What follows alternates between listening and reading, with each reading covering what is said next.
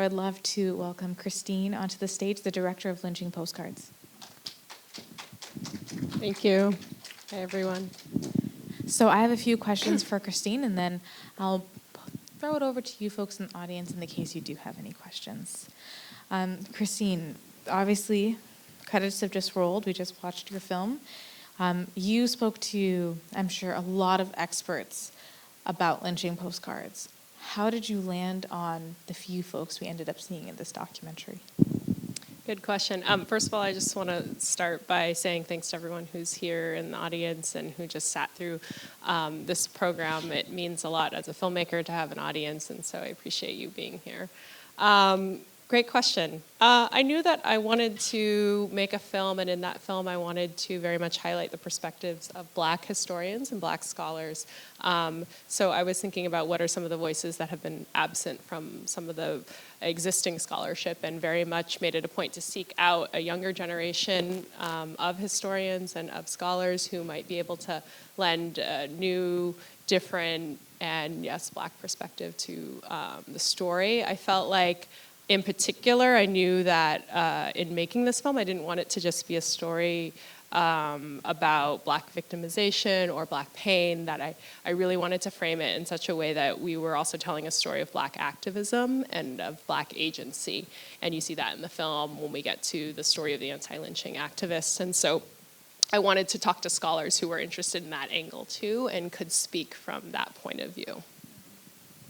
You know, when we do see in all the documentaries that do reference Jim Crow era and lynching, we do see photos of lynching, but we never see the conversation of lynching postcards.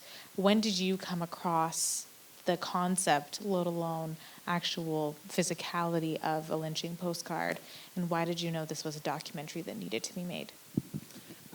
So for a while, I've worked as a producer in documentary film and have done a certain amount of archival research. And so these were images that I had seen over the years, but had been really underutilized, I think, in other kinds of documentary programs. And I also want to, here in the audience with us today is Rosemary Rotundi, who's a fantastic archivist and did the archival work in the film. And it's really to Rosemary's persistence that we were able to track down and to get so many of these images, which were particularly hard, I think, to get during COVID, but also they were scattered at various archives and libraries and things like that. So I knew that these images existed and was familiar with a couple of them, are specific ones that are highlighted in the film already. And there was a book called Without Sanctuary that was published probably 20 years ago now. There was an exhibit here in New York and then later traveled that had identified some of these postcards. And since then, more have come to light. But it was really the genius of Sheila Nevins, who's now, formerly of HBO, who's now at MTV, who, reached out and said this should be a film. And immediately, I knew that the topic had kind of a renewed relevance in the context of just this contemporary moment and Black Lives Matter and a lot of things that we're seeing today, and just felt like this had been underexplored, and immediately was like, okay, this is a film that I want to make. I'm scared of it, which is usually I take as a sign to like carry forth, because I knew what it would mean to have to grapple with the imagery and sit with it and live with it for a time.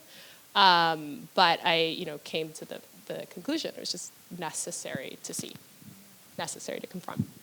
I totally agree. I have one more question for Christine, and then I would open up to the audience. So start percolating and thinking about the question you may want to ask to her. Christine, really heavy topic, and I'm sure you felt a lot while making this documentary. But what did you learn?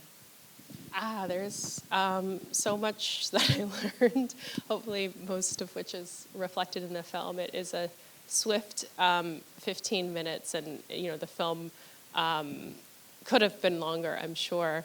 I think the thing that struck me the most probably was just the sense of pride, I think, that you see displayed in so many of the photographs. And that there were men, women, and children of, as we say in the film, all social classes who were participating in these events, and not just in the South, but also in the West and in the North, and that that history is not that far removed. It's not that long ago.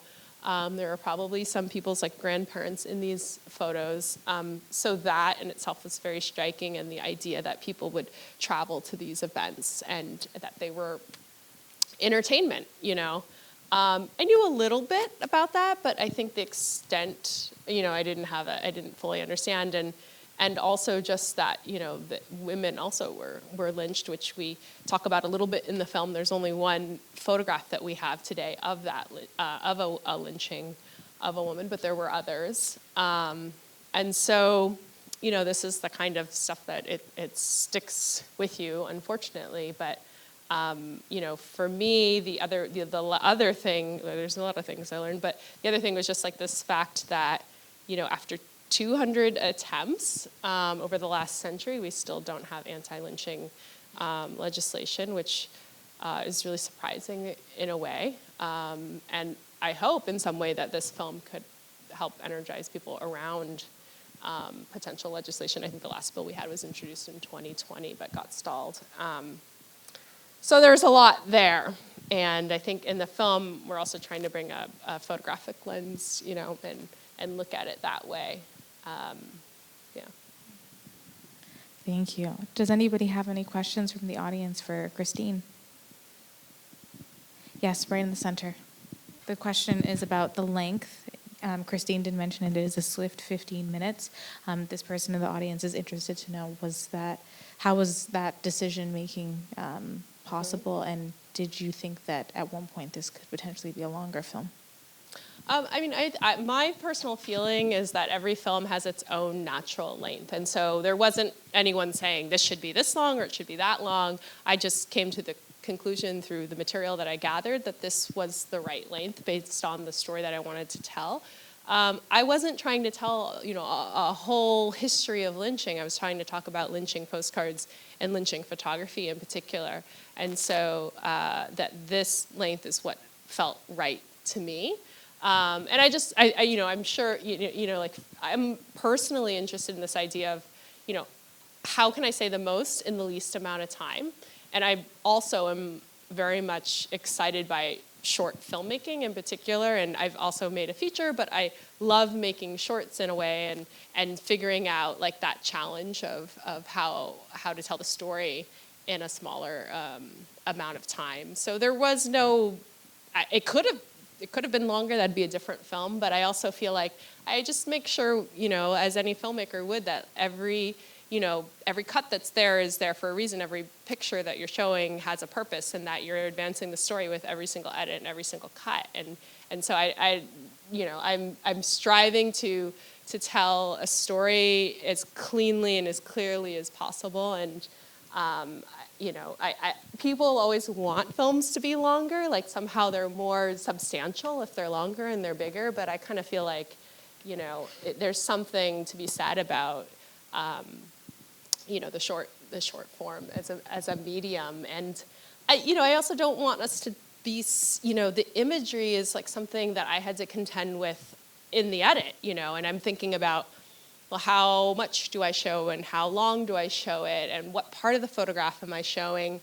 And those are all like things that I realized, you know, that the NAACP and other anti-lynching activists, they were contending with those same kinds of questions. So I'm always thinking about like, what is the purpose at this moment of showing this picture? And like, how do I make sure that I'm presenting something that is both unsanitized and really unflinching and honest, but also not gratuitous. And so somewhere in there is where I landed with, you know, the 15 minutes. That was a very long-winded answer to your question.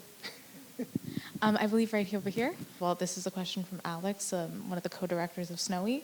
The question is about how you decided to have academics, in addition to the photos, going back and forth with each other, almost as if it was a film language that you were building in lynching postcards. It's interesting because and this might be a function of being behind the scenes as well. So I'm seeing everything that, I'm talking to my interviewees before and after, and I know them because I've pre-interviewed them, and so I have a bigger picture maybe than what you just see in the film. But like to me, when I watch them, I sense their kind of disdain and rage underneath. It's like just under the surface. I think on the one hand, they, as any kind of historian tends to do, want to present the very sort of scientific and distant and objective kind of voice. But to me, anyway, I feel like it's all there, and they are speaking passionately about the subject matter. I think, when I am talking to them off camera or separately, I mean, Yahuwah Williams, who's in the film, he told me, I can't teach this anymore. Like he used to teach lynching.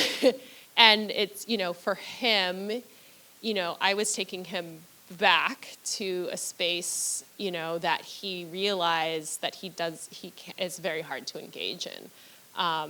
So, yeah, I mean, I think, in some ways, I'm presenting the images as evidence because that's how the anti-lynching activists, in their brilliance, like transformed what otherwise were these mementos and souvenirs and keepsakes, treasures, and they're flipping it and they're subverting it and they're saying, but look, like they're recontextualizing it and putting other information around it to then turn it against itself. And so that was, part of the point in the film. But also placing them, and this is it's subtle, but like on backgrounds that represent scrapbooks and things like that to also kind of personalize them in a sense. But yeah, no, it's an interesting, read because I think I probably, did and could, have provided more of them emoting, but I don't know that we need that. I feel like there's so much, like, that it's in the images, you know what I mean?